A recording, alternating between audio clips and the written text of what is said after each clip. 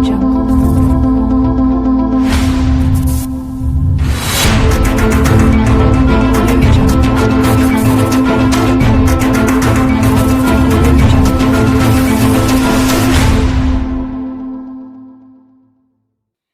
sejahtera bagi kita semua. Perkenalkan, nama saya Adita Saskia Ginting dengan NIM 1903020007 Prodi Agribisnis 19 Unit A.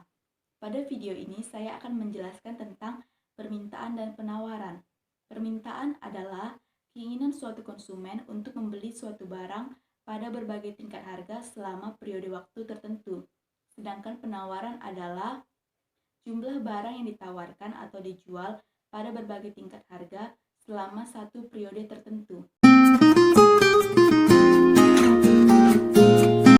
Hukum permintaan adalah apabila harga naik, maka jumlah barang yang diminta akan mengalami penurunan, dan apabila harga rendah, maka jumlah barang yang diminta akan mengalami peningkatan.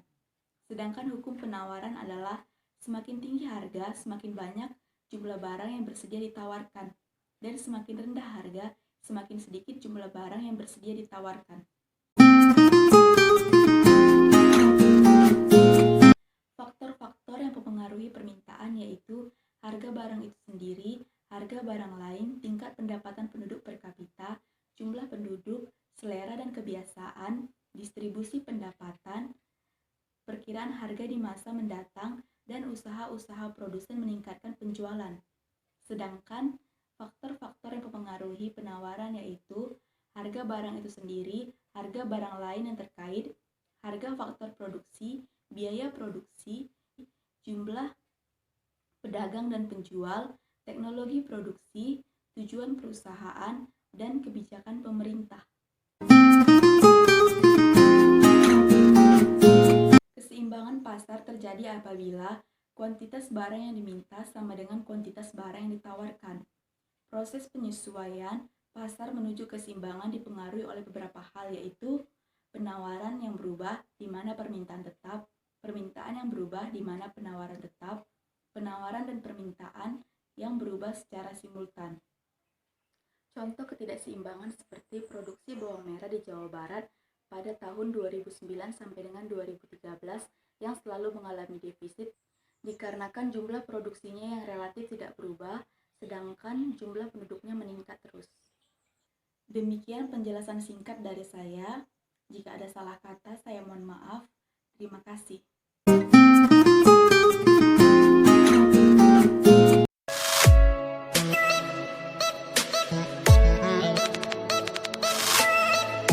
Semakin banyak yang terlibat, maka secara psikologis akan semakin malas, atau mereka juga akan susah dalam bekerja dikarenakan lahan yang mereka garap semakin penuh. Walaupun begitu, pendapatan akan terus meningkat. Oleh karena itu, posisi ketika petani sebanyak 8 sampai dengan 10 orang itu dinamakan dengan teori yang kedua atau pendapatan meningkat tetapi dengan intensitas yang lemah.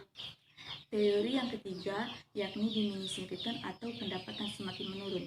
Bayangkan jika yang oleh 10 orang petani lahan sawah semakin sempit, ditambah lagi 1, 2, atau bahkan 3 orang petani, maka lahan akan semakin penuh. Disinilah timbul pendapatan yang menurun dikarenakan petani tidak produktif lagi dalam bekerja. Bahkan pemilik sawah harus membayar lebih dari 10 petani, yang mana sawah tersebut hanya menghasilkan output yang dilakukan oleh 10 petani. Otomatis pemilik sawah harus membayar lebih dari itu, sehingga pendapatan pemilik sawah akan semakin menurun. Hal inilah yang dinamakan dengan the law of diminishing return atau hukum hasil lebih yang semakin menurun. Demikianlah penjelasan dari saya. Jika ada salah kata, saya mohon maaf. Terima kasih.